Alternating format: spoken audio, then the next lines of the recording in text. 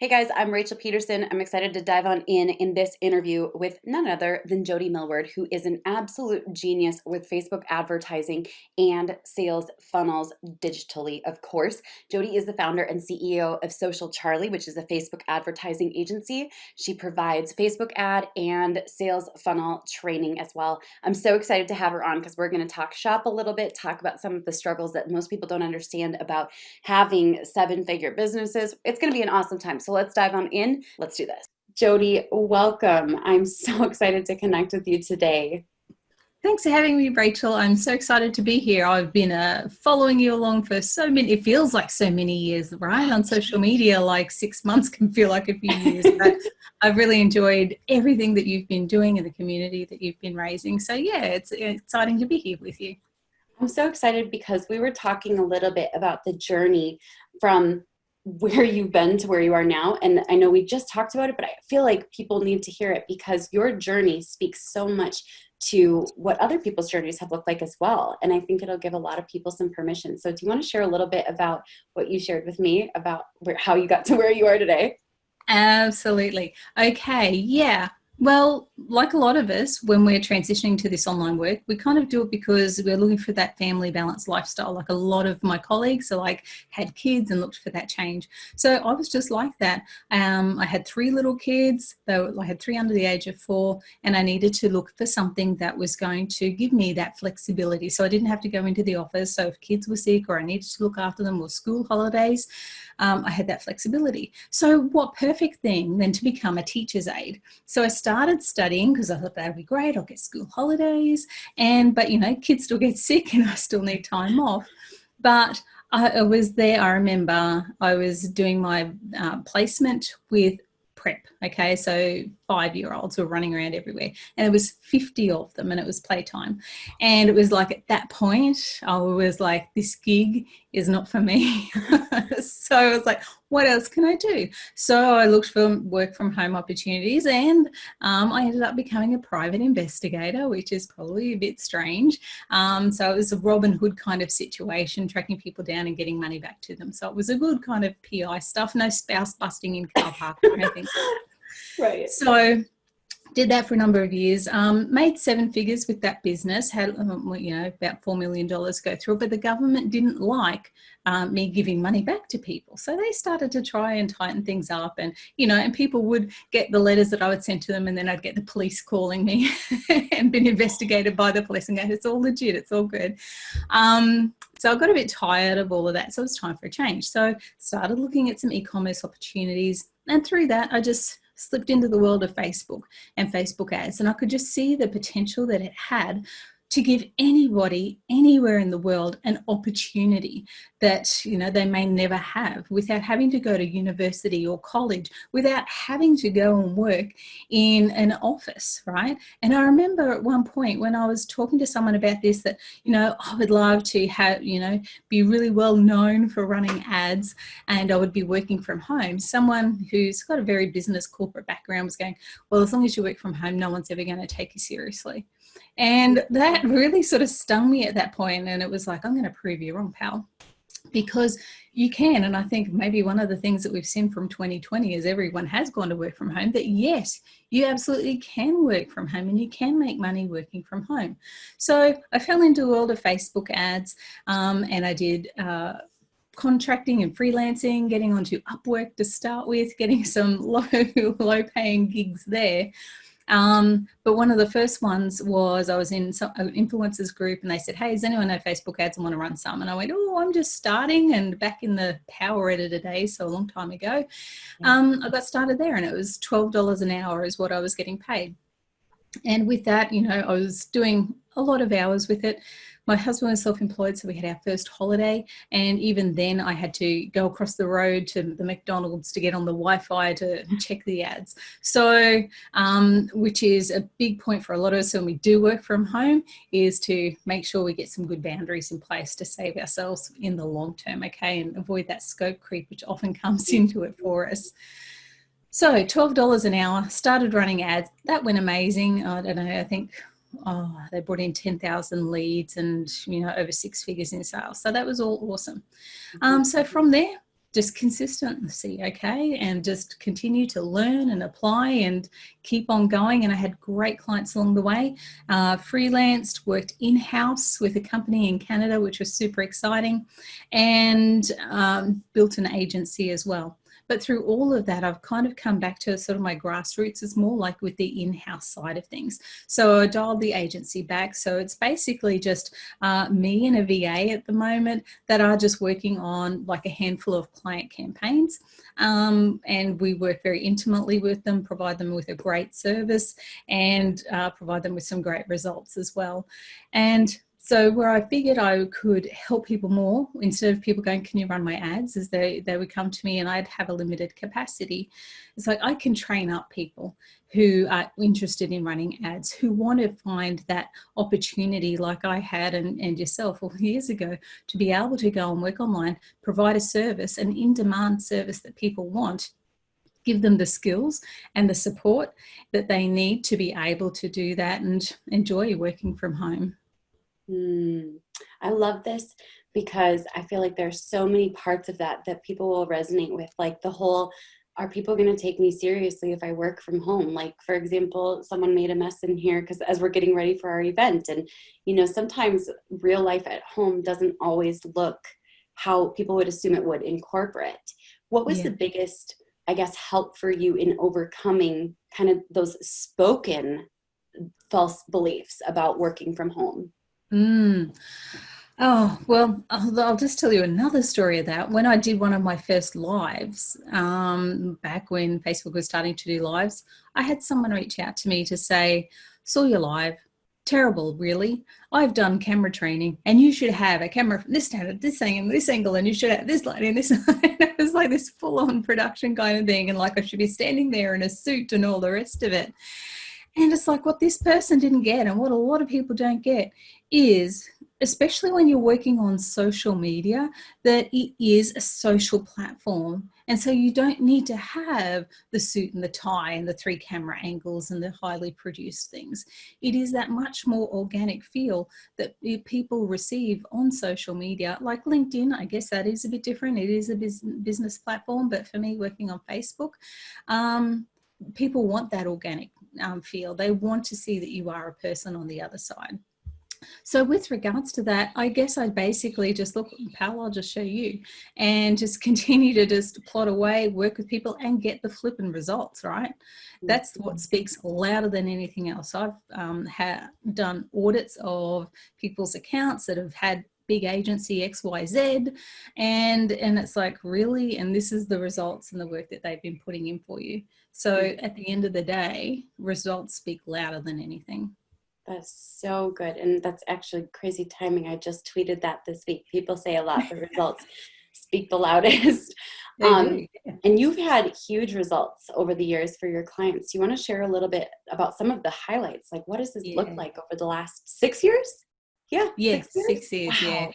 One of my favorite ones was back in my earlier days, and I was working in-house for a company, the company in Canada. It was a music education company, and coming on board with them, doing their ads, their funnels, their landing pages. It was such an immersive time. It was fabulous.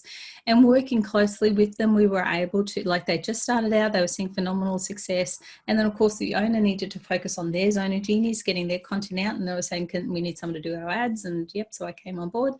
And we generated $1 million in the first 9 months, which was awesome. I just, it's always, it's got such a warm place in my heart because it was just great times. But then even recently, like now, everyone's the SLO train, the tiny offers, the pocket products, or whatever you want to call them, $27, $37 offers. I really love those. I've got one myself, which is done, brought in, over 6 figures for my business, like in extra sales, just not the front end sales. But then I've got a client at the moment who we launched their SLO on the 14th of June, or whatever date this is going live. So that's about 6 weeks ago now. We started $100 a day ad spend, right? And $27 product. It's in that sort of hobby space. And sales just took off. We were getting sales at like $4, $7. So I just poured money into it, scaled up to $2,000 a day in a week. And so from now, so 14th of June, July, August, so 8 weeks in, we've had 180,000 in ad spend and generated 480,000 in sales from a $27 product. Well so done. they work. Absolutely. Now, one of the things that I really enjoy about you, and I've been actually watching your YouTube videos, and then I see your ads all the time for the $5 a day, right? Everyone's going, I see your ads all the time. I go, yeah. No, it's a good thing. It's a good thing. And I have to say, one of the things I really enjoy just about your overall presence and energy, and part of the reason why I said, Jody, I would love to have you in front of my people, is because it doesn't seem like you lead with hype. You lead with results and just almost like a quiet confidence. Did that happen overnight, or how has that developed?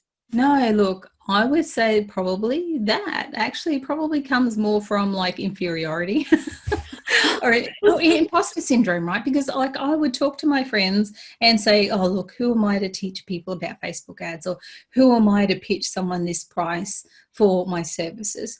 And they would say, Jody, look at what you've done. Like, look at these results that you've had. But it's still so easy for us to go, oh, yeah, but that was just lucky. Oh, I just winged it, right? Instead of standing and claiming the results that you had because of the time that you've put into learning your skill, and then also applying it, and then just being diligent with refining it. So that, probably comes from a bit of that. And I have actually been thinking lately, I should do some more, so I've got some great client testimonials and referrals, but I just haven't even posted them yet. And I do, like, in this online marketing space as well, there can be so much hype. There can be all these screenshots put everywhere of like, here's these results and these results. Whereas like, it's very easy to get, I'll show you these numbers, but not show you these numbers, right? And I'll go out and I'll hire the Lamborghini or whatever for the day. So yeah, for me, it's always looking at, I want to be authentic with what I do.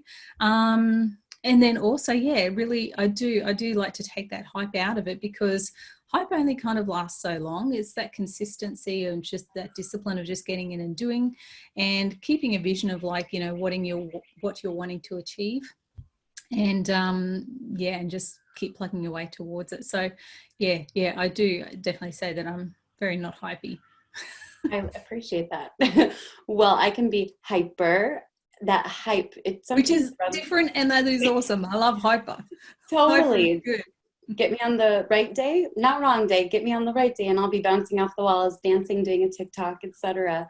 One of the things you touched on was the inferiority complex or imposter syndrome. And I feel like there's this belief that the greats don't experience it. And I would absolutely consider you one of the greats. That's why I'm so excited to be talking with you, Jody.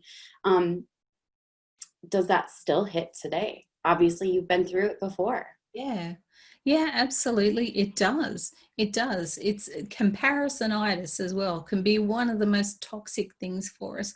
When someone does have great results and they post it, or they've had $100,000 a month or whatever it may be, it's very easy for us to go, oh man, I haven't had 100,000. I don't know what I'm doing. I'm just going to pack it all in and I'm going to go and work at a factory, which is what I thought of a few years ago.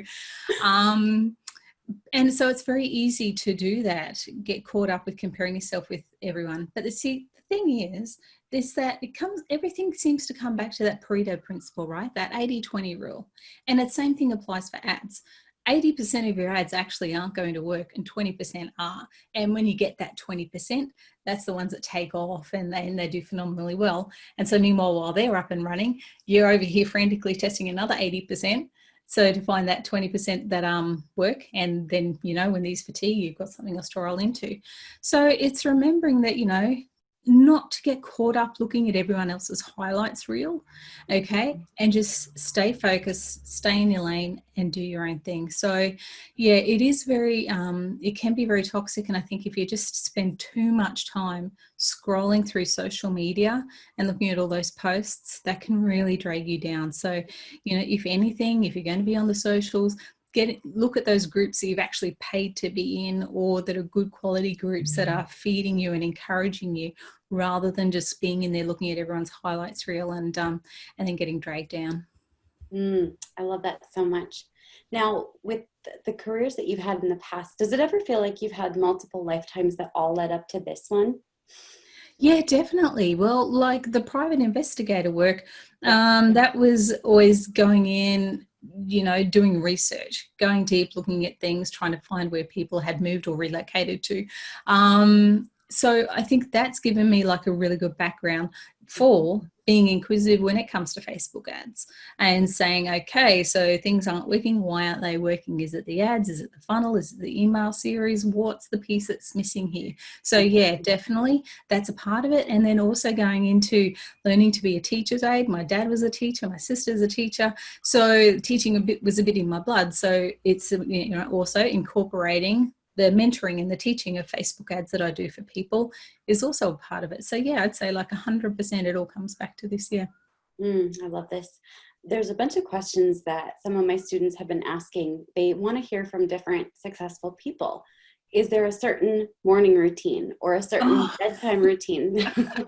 I kind of like diving into these because it's not always what you think. It's not. And seriously, I've gone through a bit of a ringer with that myself, going, what do successful people, I've got to get up at 5 a.m. I've got to meditate for an hour. I've got to do this. And geez, it can be really draining if that's not your shtick. Okay. And for me, I've kind of realized I don't think it is exactly. So while it is great, like for me, I have a few early starts because I'm in Australia and I work with people in America and I have clinics in America. So I'll have a 6 a.m. clinic or something, which doesn't really allow much time to get in my Zen beforehand. And so I think, it's different for everybody. So one of my main things is at the moment is wanting to take care of myself. Like I would work a lot of late hours, whereas now I'm really I really need to be getting to bed by 9 or 10 to be looking after myself so that the next day I'm not wiped out and as inefficient. So that's one of the biggest things there is making sure I get more sleep. So for me, I think that takes priority over getting up at 5 a.m. and maybe meditating for an hour. Like I do have some meditation sort of tracks that I like to listen to, and one of them was about, being enough and being worthy, and that was great for that stage of my life. I do have some affirmations that I do like to, say to, because you've got to be very careful about what you're telling yourself. And so often during the day, you can just be going, oh, well, I stuffed that up again. And before you know it, you've had all these toxic thoughts that have come in. So I do have like a bit of a list of daily affirmations that, I go through, not religiously, not every day, that's for sure. But they're good to bring my mind back into a sort of alignment. And, and I do honestly see on those days a better mindset than when I don't. So I do know that is a thing, but I mean, I don't have to get up for an hour beforehand or do anything like that. So I do love early mornings. I get up early. I like to get out for a walk when I can. And I think that's just good for anybody because otherwise you can just get up, sit at your desk and go all day. But yeah, with regards to other strict rituals, mindsets and things like that, one of the things that I do like to do is, and I heard Rick Mulready say this, who someone said it to him, is 15 minutes. What can you do? Like at the start of your day, 15 minutes, it's going to have a positive impact on your business. And from there, if nothing else gets done in the day, you've got this done. So whether that's putting an email together, putting a Facebook post or something like that to just, keep things moving forward for your business, then that's great. So that's something that I do always like. And then also something else I heard is when it comes to the business structure for the day or the work structure for the day, I heard someone say successful business owners will spend the first part of their day on their own business. And as a service provider who's doing business for everyone else, and for me, waking up in Australia going, what's happening in America today? What fires need to be put out?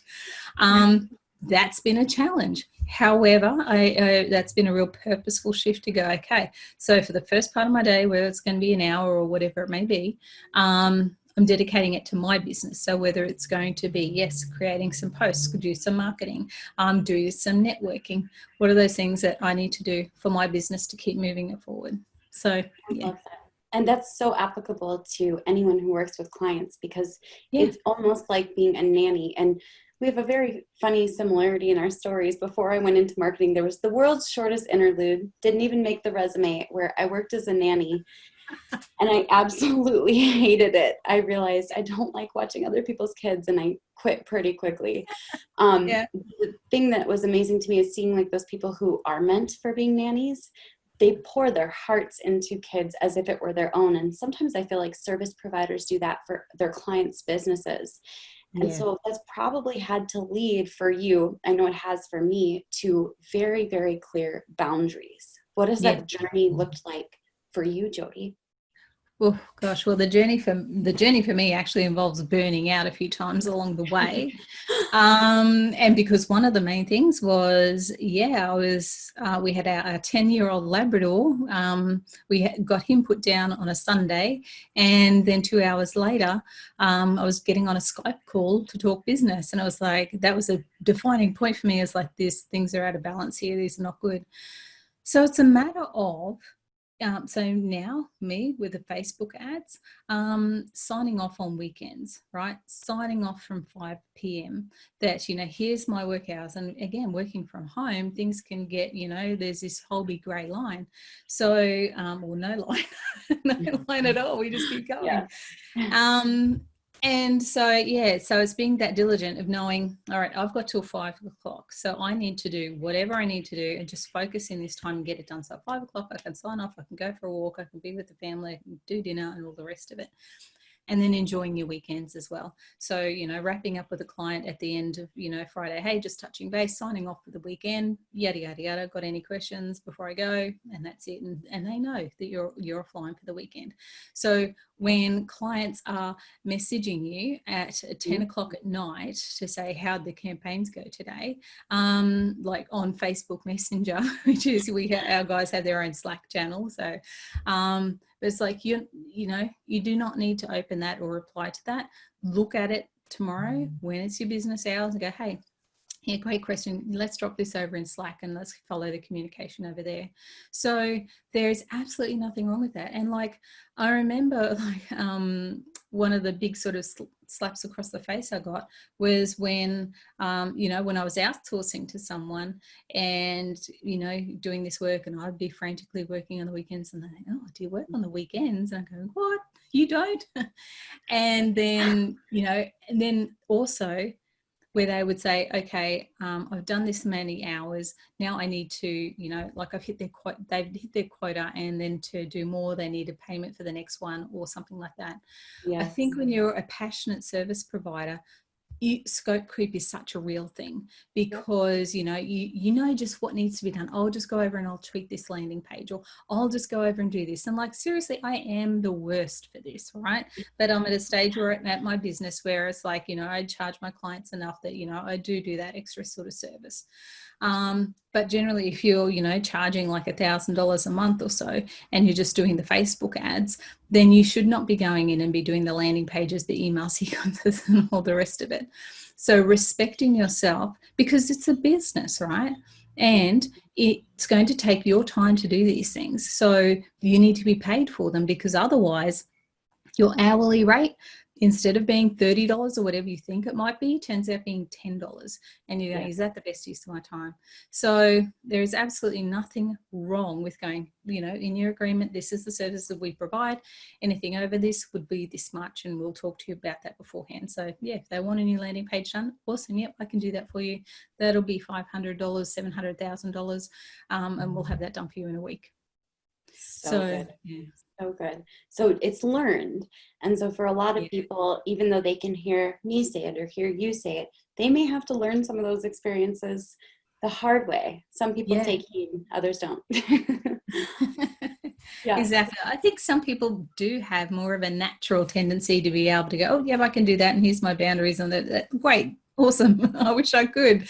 But yeah, for those of us who can't, yes, it is definitely going to be something that they're going to learn the hard way, and they're going to rip their hair out, and hopefully realize that week when they're doing all this extra work, they'll get that realization and going, no, this isn't on. I should be getting paid for this because I'm providing this extra service, and respect themselves enough to charge for it. Yeah.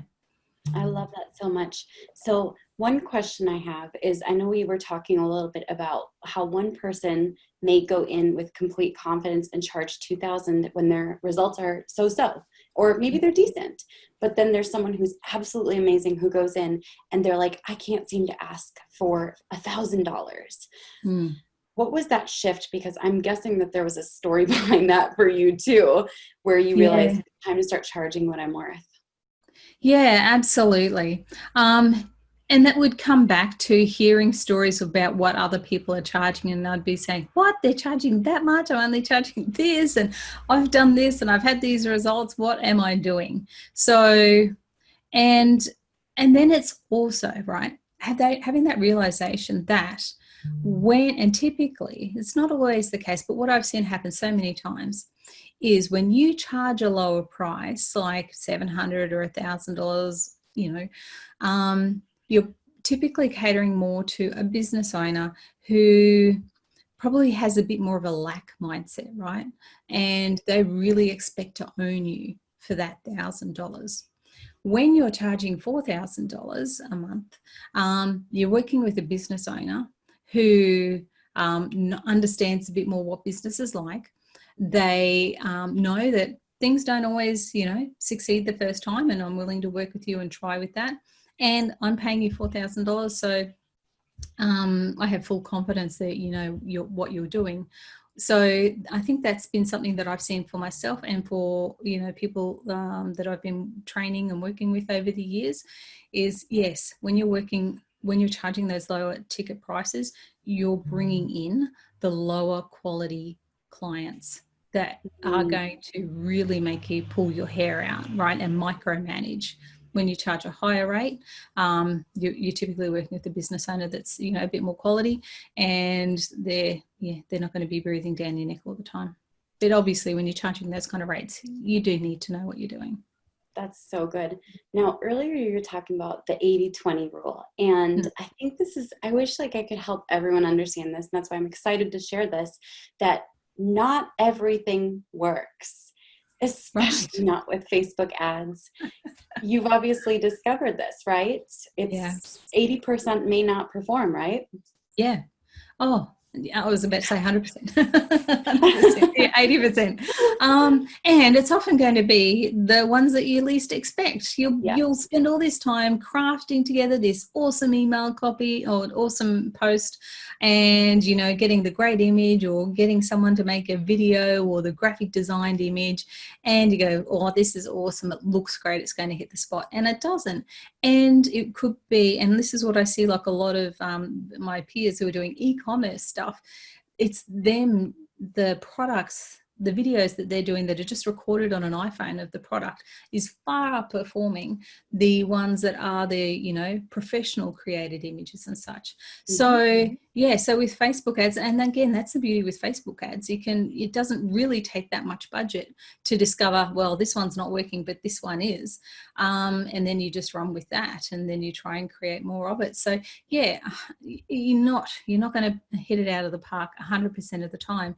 And like of all the ads that like I'll run, like that SLO that I was talking about that's made $500,000, it comes back to, like, I've tried different carousel ads, I've tried different sort of images, I've tried different videos and all the rest of it, to see what's going to perform better. And it always comes back to the original video that was used is the one that's always performing. So it's like, okay, there's this one, and then we'll just put in new ad copy, refresh it, and then it gives it a new kickstart and things run away again. I So love that. yeah. I love that. I also like too that you talked about how it doesn't always seem to be the most professional or polished Mhm. ads that get the best results. There have been so many times where I'll put up a picture and it's meant to be just a social media post, and then it gets so much traction that I'm like, we should run this in an ad, even though I have no makeup on, or there's stuff in my background, or whatever, right? Yep. What has been your experience with that, and why do you think that is? I think it's because people really like to see the realness. Yeah. They want to see not just the polished. They don't want to see how everything's looking good and perfect, and they've had their makeup day and their photo shoot and everything like that. it's a social platform. They like to see that, they like to see the person as the person on the other side of the camera. So this person that they might see as a leader in their field, like for you, for example, someone that they look up to, being seen as just someone that they could maybe go and have a coffee with, makes you more touchable and helps them to see that I can achieve this as well, right? It's not just up here for the elite who, have this glamorous life and make everything look fantastic. So, because at the end of the day, that's what social media is. That's what Facebook is. It's all about these genuine sort of connections and just being organic in the newsfeed. So I think that's a big part of it. And I think people love that freshness about it as well, rather than having everything like mega produced and professional looking, coming back and having a look at what's raw and real. I have to take like a deep breath as you say that, because I will say I have fallen in love with TikTok. It's the first platform that I found where like it's not just expected, it's demanded that there's realness and that there isn't professional film, and that you show up exactly as you are. Are you on TikTok, Jody? I am not. Okay. Avoid it if you can, because you'll spend so much time on there. It's dangerous. I'm sure. Oh, that was back in the days like Periscope when that first came out. You just spent hours going through all these videos. Why am I watching somebody pick the belly fluff out of their tummy? So, but no, I think TikTok's a bit more fun than that. It's so interesting, but I feel like TikTok is what refreshed my love for, creating for ads. Yeah, Have you had things in real life that have given you like a renewed look at advertising? I know people sometimes are like, where do you find inspiration? Well, for me, I find it at concerts, when I'm flying, and on TikTok. How about for you? Like, what sparks creativity and inspiration for ads? Oh, that is an awesome question. Okay. I always love to come back to humor. I think that really connects people when you can provide some fun in some ads.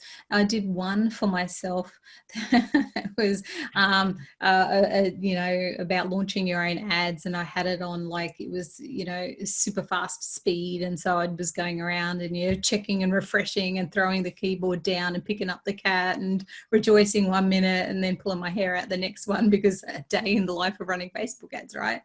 So I'd like to see where things are funny and where there's humor. Another one was where seeing what's culturally relevant at the time. So, there was a few months, maybe a year ago now, where there was the Face app that made you go from here to 80. And so I did that in an ad. It's like, feel like you'll be 80 by the time you figure out how to run Facebook ads. And that got so much great engagement on it. So looking at what's relevant, what people are enjoying, and going, how can I be relevant and bring this into ads? I absolutely love that. When it comes to up-leveling your skill set, are there any books that have been amazingly powerful for you along the journey? I know for me, like Breakthrough Advertising with Eugene Schwartz, it's not a sit down and read book. It's every line is going to hurt your brain and take notes, and it's going to take you a decade to implement a portion of it. Have there been any books like that for you? Oh, look, I got to say, I am the worst at reading books. Awesome. I'm more someone who listen to podcasts, right? And I'll listen to books, or I'll listen to audio books and such. So with that, I'm not sure much about, because I listen to so many trainings and such about Facebook ads and all the rest of it. But one of the things for me was actually, what is it? The power, well, what is it? I'm thinking, I've gone blank on it now, which says a lot, doesn't it? Breaking the Habit of Being Yourself with Joe Dispenza. Got that on audiobook. And just listening to that, like, again, while that goes into like, here's your hour-long meditations and things, was just really helpful to, again, get over the imposter syndrome and get that confidence to charge the higher rates by shifting, what you might have thought in the past, or what you think your expectations may be. If you're getting onto a sales call with someone and you go, yeah, they're not going to accept, whatever price I'm going to pitch them, chances are they probably won't. Whereas if we are changing your mindset and you're going into that confidence going, there's every reason why they should be paying this, because, I 100% can help them, then that can greatly change the trajectory of your business and your life. So that's one book that, or audio book that I often will listen to really just snap that mindset shift.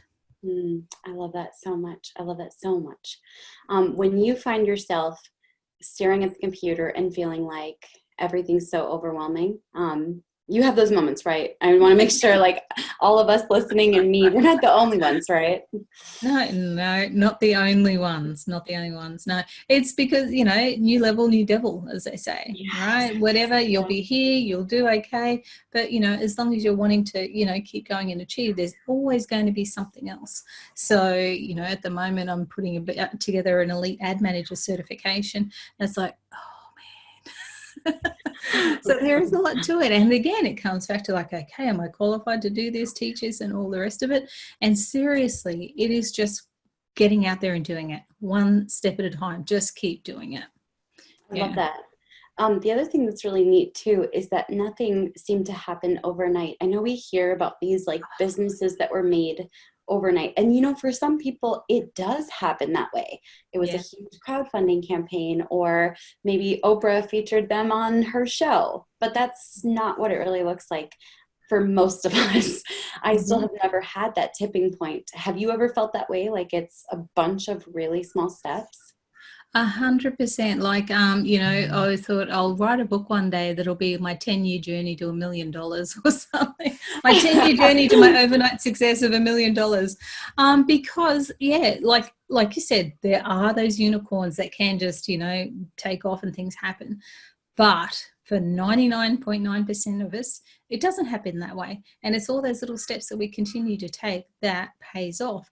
And again, and when we're talking with ads, that is so easy to get caught up with that, where you'll see someone posting, oh, they made $10,000 and we only spent $500 in ad spend. Well, that's because the client was already doing this. Like I had a client, we had a $100,000 launch, we spent $5,000 in ads. So phenomenal. But this client had been established offline for a lot of years. And so results were just amplified by using ads. So there's all this previous work that has gone into things that people forget to tell us when they are going, woohoo, we hit this. It's been a lot of work in the lead up to it, right? So, and especially if a business has been going online for a while, you just throw up some retargeting ads, you get some super quick wins and you get those big dollars. So that's what I was saying before. It's like, here's this little bit of a snapshot that you'll see, but not the whole big picture. So it is. It's a lot of work to, get there. And do you ever really get there? I think as long as you just keep on going, you don't, right? It's always, business is always going to evolve and change. I love that so much. We talk about that. We joke about that all the time, how long the journey is. And then we realize it's because there is no destination. No, there's not. That's one of the weirdest shifts. I remember when we had it, it was like, wait a second, there is no destination. Oh, okay. So I guess we just keep on going. That's right. So one question I have is, are there any, I don't normally like to jump too much into trends or tactics unless they're like social trends that you can implement in Facebook ads. But generally speaking, I personally usually use foundationally, structurally acceptable ideas, if that makes sense, with very few trends. But that being said, are there any trends or tactics that you're seeing right now that are working really well? Yeah, well, that's where I'd come back to the SLOs, those low ticket offers.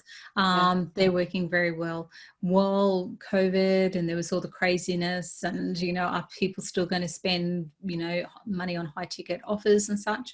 The SLOs are a great way to be able to bring in build a list of buyers, right, that then convert. And I've seen for myself how that has been so much more beneficial than just lead gen campaigns.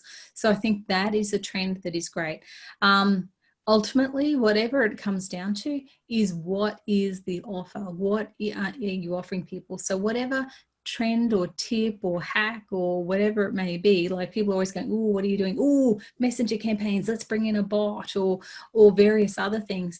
Ultimately, it always comes back to having a service or a product that people want, and positioning it and having your messaging in place so that people actually want it.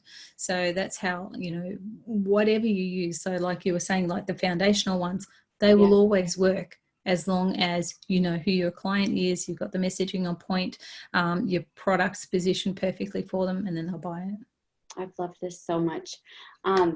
One last question for you, Jody. Where can people learn more about you and your incredible wealth of knowledge about Facebook ads? Okay, so probably first place, just head over to jodymilward.com, jodymilward.com, and from there there'll be links. I've got a free Facebook group for people who are interested in being ad managers, ad manager adventures. So link for that is on that page, my homepage as well. So just head over there. Beautiful. And we will link to that either above, below, or in the show notes of this episode. Everywhere. Just look. Thank you so much for joining me, Jody. This was amazing. It's my pleasure, Rachel. It's been so good talking with you. Thank you. Thank you. And thank you for watching and hanging out.